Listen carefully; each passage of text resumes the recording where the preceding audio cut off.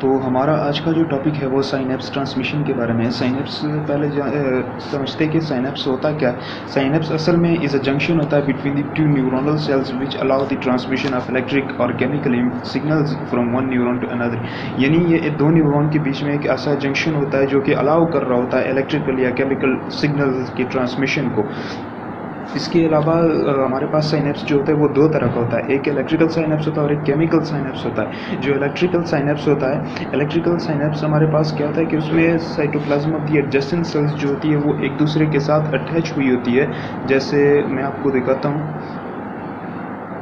यहाँ पे अगर ये देखें, ये रेड कलर की ये दोनों चैनल्स जो है ये आपस में एक दूसरे के साथ कनेक्ट हुए हैं। तो इसके थ्रू क्या होता है कि इन दोनों के जो साइटोप्लाज्म ऑफ एडजेसेंट सेल्स है, यानी एडजेसेंट सेल्स के जो साइटोप्लाज्म है वो एक दूसरे के साथ कनेक्ट करते हैं, फिर उसके थ्रू सिग्नल्स जो होते हैं वो पास करते हैं। उसके साथ साथ अगर हम इसकी थोड़ी वो देखें कि होता कैसा है, इसमें मोस्टली अगर 1% इन और बॉडी पॉइंट्स जो है मोस्टली यानी ये ज़्यादातर हमारे बॉडी में सिर्फ ये 1% ही होता है, जैसे हमारे हार्ट में होता है।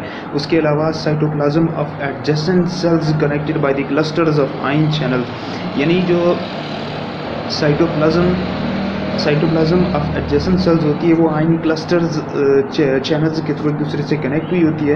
और ट्रांसमिशन ऑफ सिग्नल्स जो होती है वो फास्ट होती है। क्यों? क्योंकि इसमें डायमीटर कम होती है। अगर यहाँ पे अगर आप देखें तो यहाँ पे अगर ये साइनेप्स जो हो, ये दो न्यूरॉन के बीच अगर ये साइनेप्स जो हो ये लंबा होगा तो जो ट्रांसमिशन है वो पास होने में टाइम ज़्यादा लेगी। अगर कम होगा तो ट्रांसमिशन जो है वो पास होने में टाइम बहुत कम लेगी। इसके साथ आखिरी पॉइंट जो इसमें लिखा है, mostly occur in smooth muscles, और ये बाई डायरेक्शनल होती है। बाई डायरेक्शनल मैं आपको समझाता हूँ कि बाई डायरेक्शनल कैसे होती है। बाई डायरेक्शनल का मतलब कि ये जो दोनों एडजेसेंट यानी दोनों न्यूरोनल सेल्स एक दूसरे के साथ कनेक्ट हुए, इसमें होता क्या, इसमें इम्पल्सेस जो है वो यहाँ से यानी प्री साइनेप्टिक टर्मिनल से इस तरफ भी जा सकती है और पोस्ट साइनेप्टिक टर्मिनल से प्री साइनेप्टिक टर्मिनल की तरफ भी जा सकती है। यानी दोनों तरफ जो है ये वो इम्पल्सेस जो होती है वो ट्रांसमिशन हो सकती है।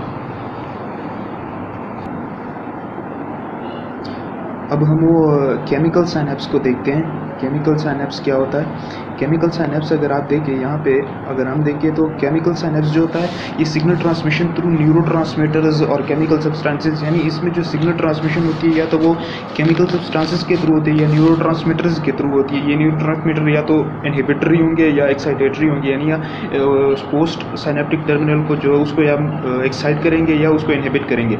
इन 99% mostly occur in our body, mostly occur in central nervous system, यानी हमारी बॉडी में तकरीबन यानी 99% तक होता है। और साथ साथ ये ज़्यादातर सेंट्रल नर्वस सिस्टम में पाया जाता है। तो ये यूनिडायरेक्शनल होता है, यानी जो प्री साइनेप्टिक टर्मिनल से पोस्ट साइनेप्टिक टर्मिनल की तरफ इम्पल्सेस जा रही होती है वो वापस नहीं जाती, वो सिर्फ एक डायरेक्शन में मूव करती है।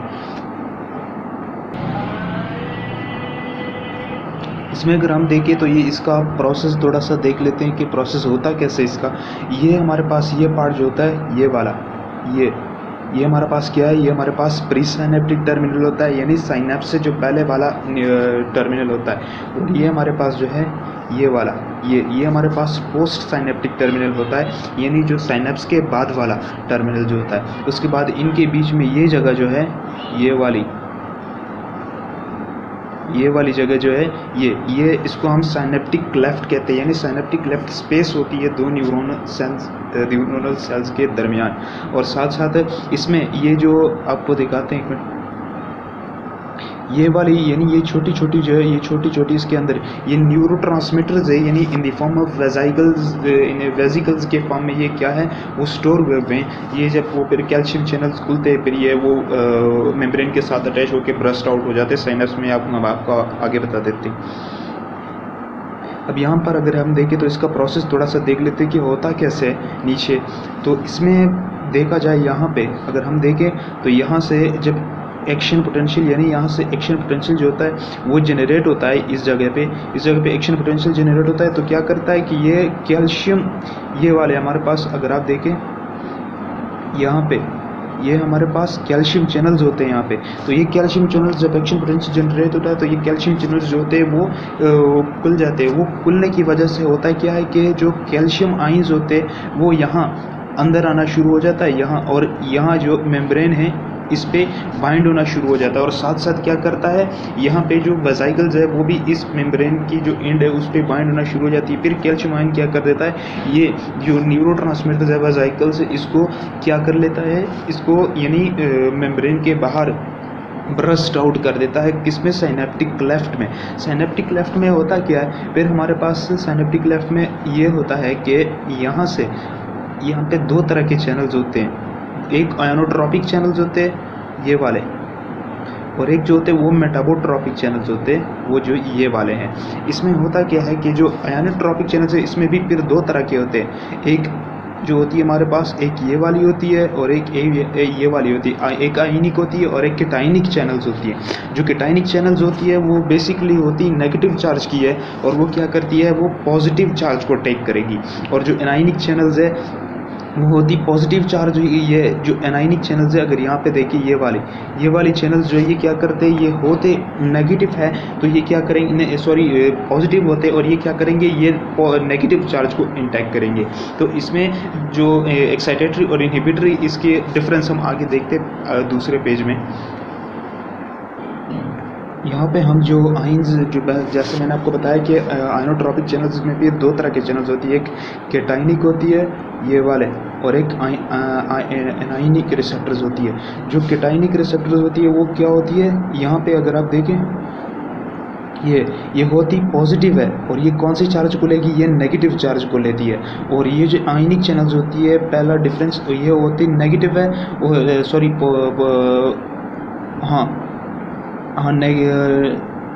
सॉरी एक मिनट, ये जो आयनिक चैनल्स होती है ये क्या होती है, ये नेगेटिव पॉजिटिव होती है, और ये क्या करती है, ये नेगेटिव चार्ज को लेती है। तो इसमें दूसरा डिफरेंस अगर हम देखें तो दूसरा डिफरेंस में कहता है कि it cause excitation means create action potential due to influx of sodium ion. देखिए होता क्या है कि जो केटाइनिक रिसेप्टर्स है ये अंदर से नेगेटिव होते हैं, और जो लेंगे वो क्या लेंगे, सोडियम यानी पॉजिटिव लेंगे।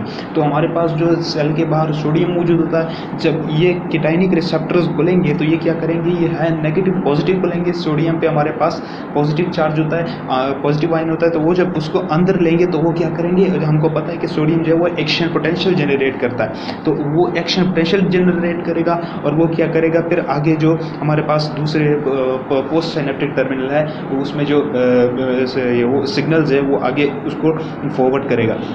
इसके बाद जो दूसरा अगर हम देखें तो जैसा कि मैंने आपको बताया कि जो ये केटाइनिक रिसेप्टर्स होती है वो क्या करेगी, एक्शन पोटेंशियल जनरेट, सोडियम अंदर जाएगा तो जाहिर बात है एक्शन पोटेंशियल ही होगा। अगर हम इसका डिफरेंस देखें, ये वाला हम देखें तो इसमें क्या होता है कि इसमें it cause inhibition due to the influx of calcium negative ion जो होता है। हमने जैसे बोला ना कि ये अंदर से होता पॉजिटिव है तो ये क्या लेगा, नेगेटिव आयन को लेगा। तो हमारे पास बाहर क्लोरीन जो है वो नेगेटिव आयन में मौजूद है, तो वो जब मेम्ब्रेन जो कोई नेगेटिव को लेगा, तो जब वो नेगेटिव को लेगा तो वो क्या होएगा कि अंदर जब वो नेगेटिव आएगा तो वो क्या करेगा, वो हाइपरपोलराइजेशन काज कर देगा, जिससे जो impulses generation, action potential generation है वो नहीं हो पाएगा।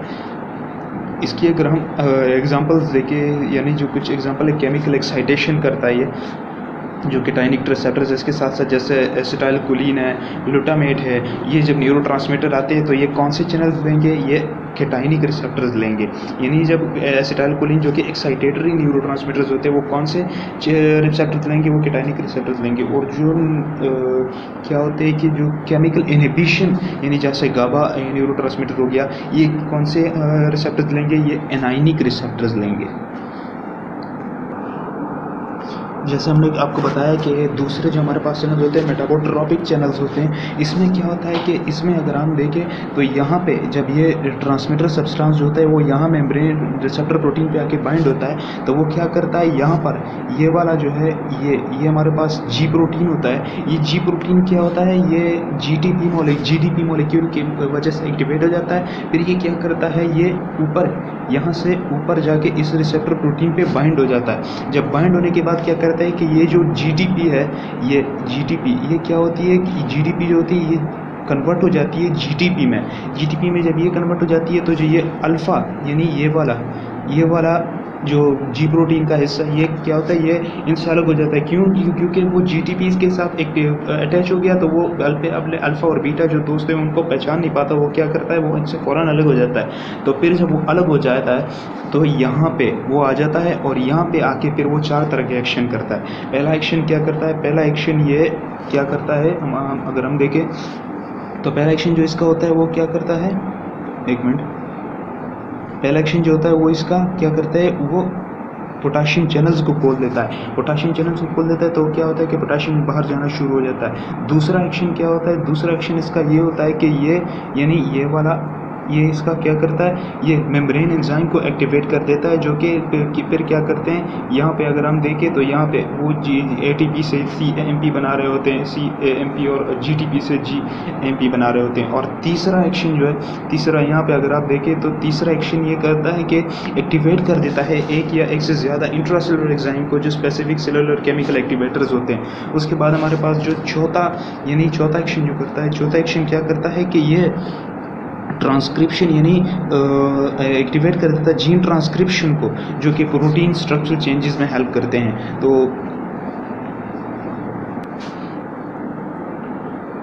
तो यहाँ पे हम साइनेप्स ट्रांसमिशन की कुछ प्रॉपर्टीज़ पढ़ लेते हैं, जो काफ़ी इंपॉर्टेंट एक गाइडेड में मेंशन है।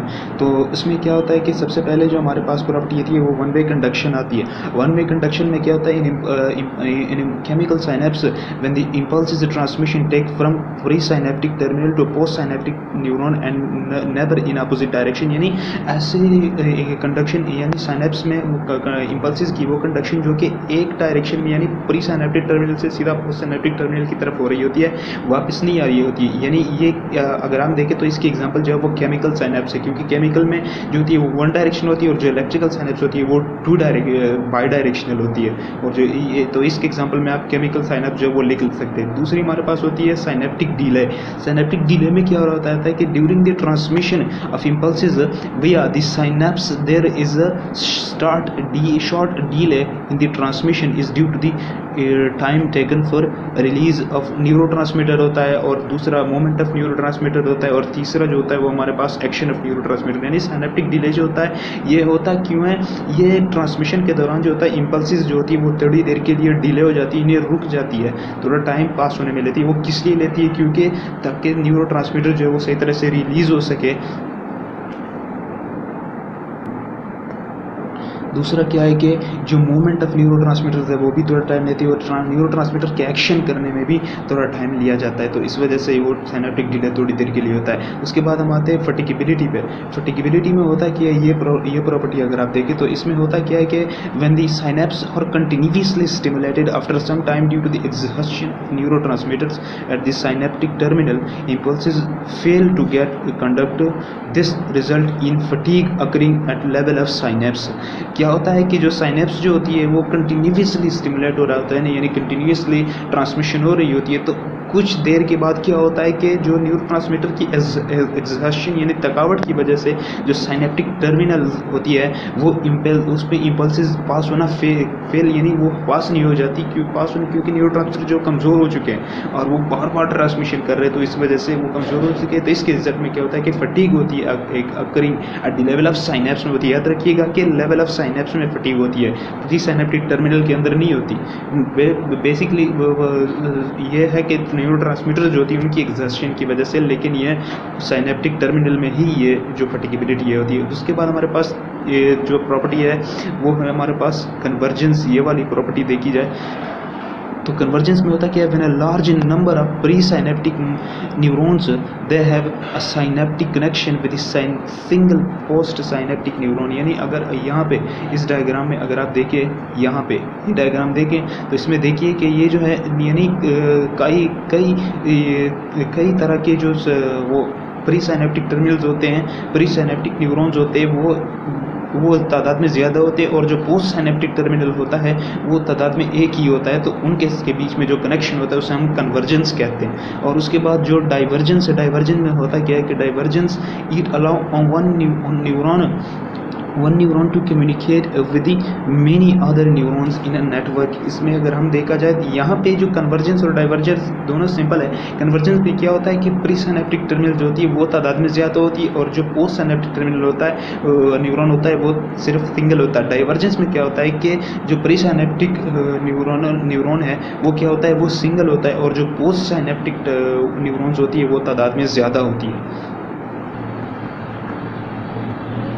यहाँ पे होता क्या है, अभी अगली जो प्रॉपर्टी हमारे पास एक्साइटेशन या इनहिबिशन, एक्साइटेशन और इनहिबिशन जो है, इसमें क्या होता है कि इम्पल्सिस, ये वाली प्रॉपर्टी हमको शो, ये वाली प्रॉपर्टी जो होती है, इसमें क्या होता है कि हमारे पास जो impulses conduction across a synapse में आइदर स्टिमुलेट और inhibit activity of post synaptic region. इसमें क्या होता है कि जो इम्पल्सिस जो कंडक्ट हो रही होती है साइनेप्स में, वो तो या उनमें क्या होगा, या तो वो एक्साइटेटरी न्यूरोट्रांसमीटर्स कंटेन कर रहा होगा, या वो उसमें इनहिबिटरी न्यूरोट्रांसमीटर होंगे। एक तरह के न्यूरोट्रांसमीटर होंगे जो उस हिसाब से क्या करेंगी, फिर पोस्ट साइनेप्टिक रीजन पर एक्शन करेंगी। तीसरी जो फैसिलिटेशन को छोड़ो, ये इतनी इंपॉर्टेंट नहीं है।